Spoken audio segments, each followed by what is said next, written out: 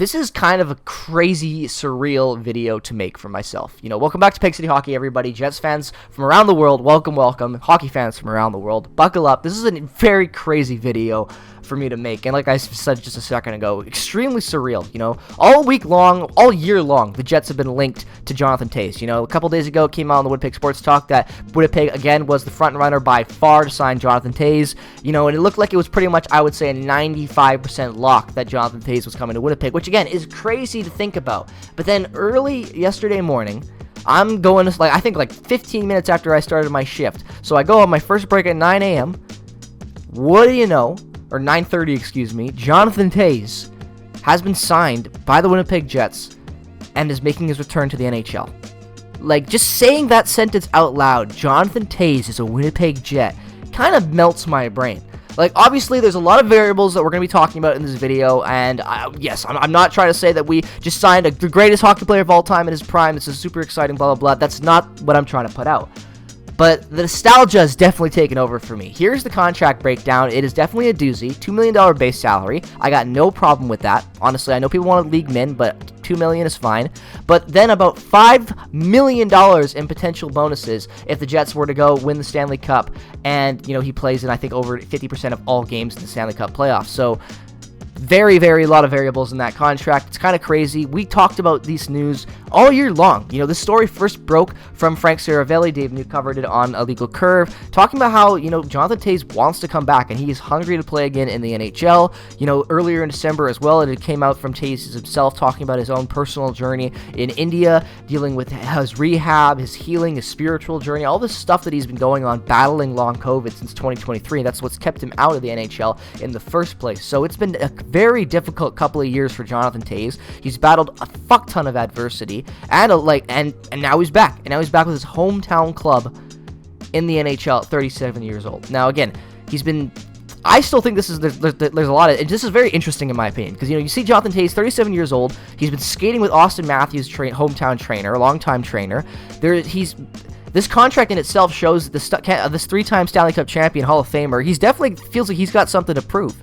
I don't think a guy like Jonathan Toews would be coming back to Winnipeg and coming back to the NHL if he didn't think that he could play at a decent enough level and be productive. Why taint your legacy?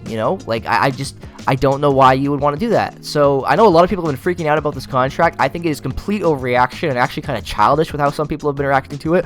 It's kind of hilarious to watch. It's not even July 1st yet. This is the only reason we can sign this guy is because he hasn't played in a couple of years, and everyone wants to act like Ehlers is 100% gone. There's no backup plan, and Jonathan Toews is going to be the locked-up 2C forever, and, God bless Jonathan Toews. I don't know if that's the message right now. I really don't think so. I got faith in Chevy.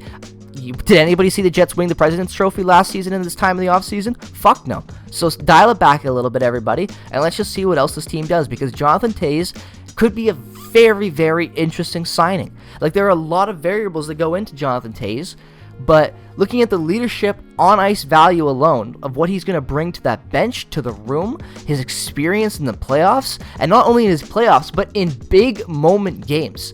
Jonathan Toews is one of the best players in NHL history.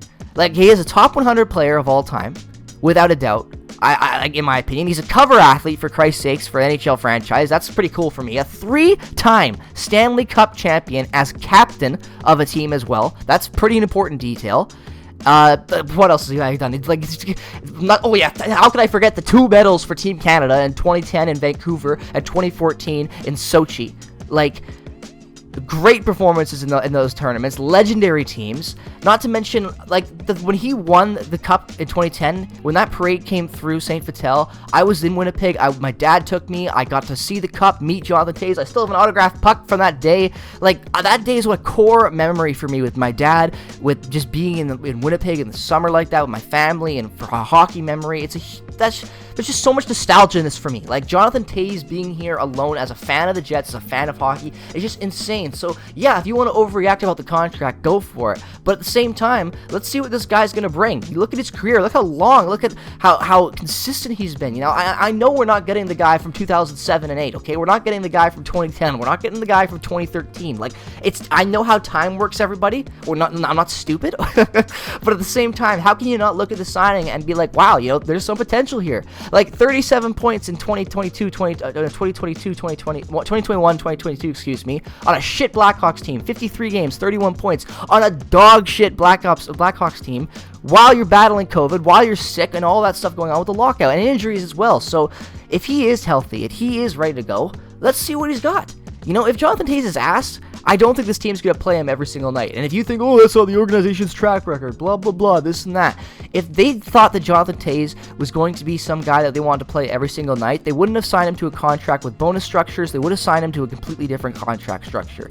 So I think that the Jets are not putting their eggs in one basket. They want Toews around. They want to give him a shot because why wouldn't you if you're Winnipeg?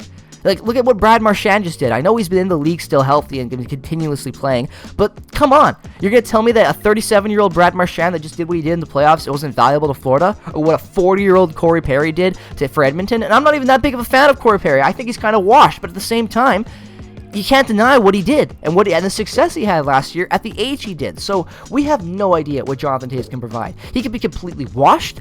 He could be, a very consistent third-line guy. Hell, he might even elevate his game to a second-line type center at one point. We don't know yet. And on top of it, everyone freaking out about, oh, Ehlers is gone. I'm just going to throw out this little, juicy little bit for you. Patrick Kane's a free agent. These guys are best friends and have won 3 Stanley Cups together. Do you guys remember when Zach Parise and Ryan Suter hit the market? Nobody thought they were going to sign in the same place, and they did. So obviously, Patrick Kane coming to Winnipeg could feel like a far-fetched dream and something that's not even from this reality. But let's be real, these guys won 3 Stanley Cups together, are in their twilight of their career, and they got something left to prove. Why rot away in Detroit again if you could come up and play with Toews and on a President's Trophy team? Is it going to happen? Do I know 100%? No, but it's just fun to think about. Like, the Jets just signed their biggest free agent signing in history. I know you can say, 37-year-old, blah, blah, blah. It doesn't matter. It's the name value.